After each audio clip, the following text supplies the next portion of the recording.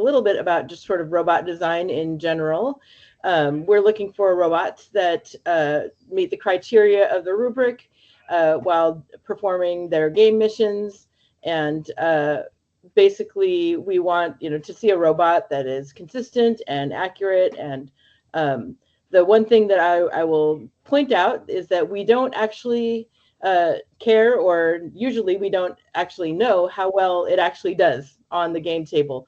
A lot of times, judging and game play is going on at the same time, and it's quite often that we will judge a team before they've even run a single round on the game table.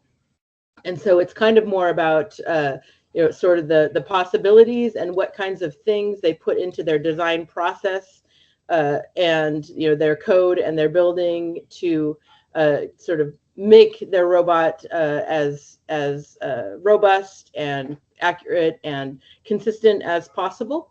And I'll talk a little bit more of this as we go along. And just like with project, it also includes how well they're able to present their robot and their code to us, and their process to us, their design process. And so that is also part of our rubric. And one thing I like to mention here is that robot design is a good time to see how much of the robot and the code is something that the kids did themselves, or if they got perhaps a lot of help from their coach or parents. The kids do the work used to be one of the first Lego League core values, which they've kind of iterated many times since then, but it's still kind of in there, the expectation that the robot and the code, and even the project that they're presenting to you is something that they worked on themselves, and isn't something that sort of their coaches did on their own without input from the children. And just to point out, more complicated robots are not always better. Simple can be very nice. And this is an engineering challenge for autonomous robots. Basically, all the robot missions are pre-programmed. They push a button and the robot needs to go out and do its thing and come back to them without any further input from them. And so the best teams will be very impressive in the way that the robot is able to sort of know where it is on the field, and able to overcome things like different lighting that might mess up other teams' line following, and whether that's something like a shield around their light sensors, or there are different engineering ways that they can make their robot sort of more adaptable to slight changes in either mission models or lighting, or if there's a little bump in the mat, those kinds of things. And so those teams will really stand out to you. All right, go to the next one, Jared. All right, and we will get to the rubric, and you will see again that it parallels very closely with the project rubric that Jared just described, with our 5 areas of identify, design, create, iterate, and communicate. And so in the next slides, I'll go very briefly through all of these. And again, these slides, and I believe the recording of this, will be available to you afterwards. So I'm not going to read all of the different things, but you can feel free to go back and review if you feel like there's an area that you didn't quite catch. All right, so we'll move on to identify, which is basically the team gets the mission challenges and the mission models, and what are the methods that the robot needs to do in order to score on each mission. And they need to decide which of the missions they want their robot to try, how they might be able to accomplish all of those missions, what are the things that the robot needs to do to be able to score, and what processes the team uses. And again, as robot design judges, we're kind of all about the design process.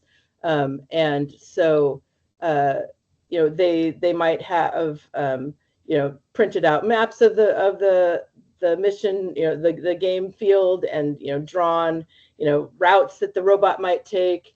They may have, taken, cut sort of their hands and driven around to decide, like, okay, we need to lift this thing, or we need to twist this thing, that kind of thing. And whatever, the ability of them to kind of explain to you their process of developing that mission strategy of how they, what they wanted their robot to be able to do.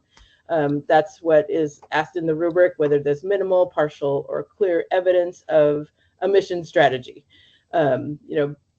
Presumably all teams have some sort of mission strategy, but sort of how organized it was is sort of the difference here. And then the next line again, and with the gear around it, this is the one that goes, go back to identify, Jared. Yeah, sorry. The next line of the rubric with the gear is the one that is combined with core values. And this is basically once they know what they want what their robot will need to be able to do to score the points and achieve their mission goals, what kinds of resources did they use in order to start thinking about how they would build a robot that would do those things. All right, now we can move on to design, which is the next step. Now that they know what they want their robot to be able to do, how do they design their robot to do it? And this sort of comes into teamwork and how they made decisions, how they split up the work. And so it's this first line that's the combination with core values here of whether all team members were able to contribute their ideas and take part in this design process. And the next line of whether all team members were able to get the chance to learn how to code and build the robot. We want to see a team where all of the team members were able to do, kind of, I think what most of the kids see as the fun part, of building the robot and being able to run it and drive it. And, that there weren't kind of, 2 kids that did all the robot stuff and then, 2 other kids that all they got to work on was the project or something else. So not to say anything that's bad about the project, Jared. We fully love our innovative project, but I think it's true that most of the kids want to build Lego. So we'll move on to create, which is when they actually build and code the robot. They take all those design ideas and their mission strategy, and what we as robot design judges here are looking at is really how did they build and code their robot to move around the game field and score the points that they need for their mission strategy goals. They will have sort of some number of attachments that they need in order to lift things or push things or twist things, or all the different ways that the refs are learning about right now of how the robots actually score the points. A challenge for the teams is how to make their robot be as accurate and consistent as possible, even when it's far away from the base where they launched it. They might have sensors to follow lines. They might have a jig in base to make sure that their robot launches the exact same way every time it launches without them having to line it up by eye. They may have various ways to make sure that their robot can kind of orient itself rather than just relying on dead reckoning, which is basically telling them, the wheel to turn around 3.25 times to get to a model, where sort of the farther away they get from base, the errors in that get larger and larger. If they're off by even a little bit, that goes wrong very quickly.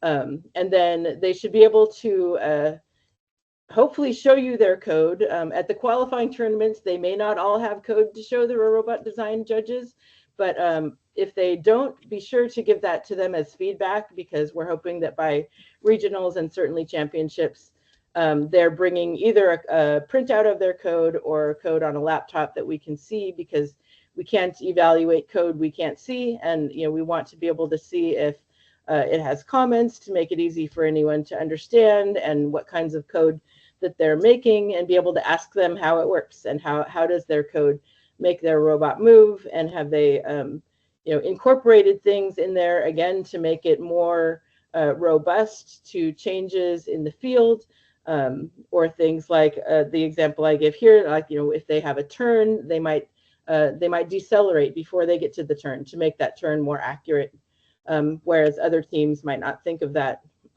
So those are things that they can build into their code that would help with the consistency and the accuracy of their robot. All right, so then we'll move on to iterate. And sort of the more advanced teams will have a better method of testing and iterating their robot than just a pure trial and error of they try something and it doesn't work, so they change the code and they try it again, and they change the code and they try it again, which is great, and that can be very effective. But the more advanced teams will have sort of a more systematic process than that. You know, they might have a series of different testing that they do.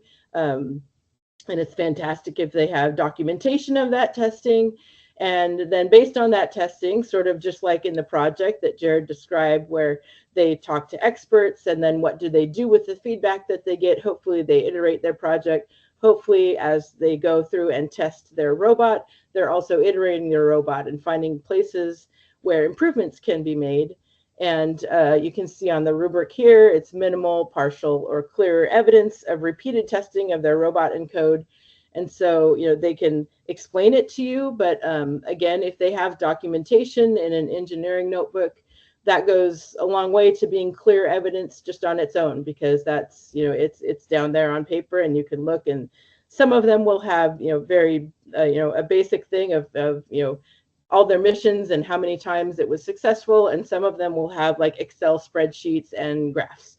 You'll see all manner of sort of testing for the teams that do that. And, you know, again, the most advanced teams will be able to describe that to you really clearly, and then show you how they were able to improve on their robot and their code as the season went on. And yeah, again, some of them will have, you know, maybe photos of different iterations of their robot in their engineering notebook. A lot of teams will just like bring all the different versions of an attachment of like, you know, this floppy thing is what we started out with and we changed it and, you know, ended up with the one that we did. However they do, that's great. That's clear evidence that we need right here in our rubric of the improvements that they made to their rubric or to their robot. All right, and then we will move on to communicate, which is how well are they able to explain all these things to you. And they should be able to clearly present and explain their design, their processes, how they were able to make their improvements, and you know, all these things in order to achieve their mission goals, and show how all of their team was able to be involved in the process. And you know, I point out here, you know, ideally there's, you know, at least one of your questions, like, you know, each person on the team should be able to answer at least one of your questions, rather than having like one or two kids that answer all of the robot questions. And again, if they you know, have things that were super complicated, you want to be able to ask the questions to make sure that that at least one of them is able to explain, you know, how that complicated thing works, that they understand what they built. And you know, again, the best teams, just like with project, will be, you know, super enthusiastic and proud of what they have built and have to show you, and it will be very clear, you know, just sort of the pride that they have in and sort of you know, I love to see the confidence that they have in being able to talk to adults they don't know and answering questions, which I think a lot of times would make kids very nervous. I think they find that when it's something that they built and they designed and they're excited about, they find it's not so hard to answer our questions, and that's really great to see. All right, and I can't remember what slide is next. Oh, okay, this is just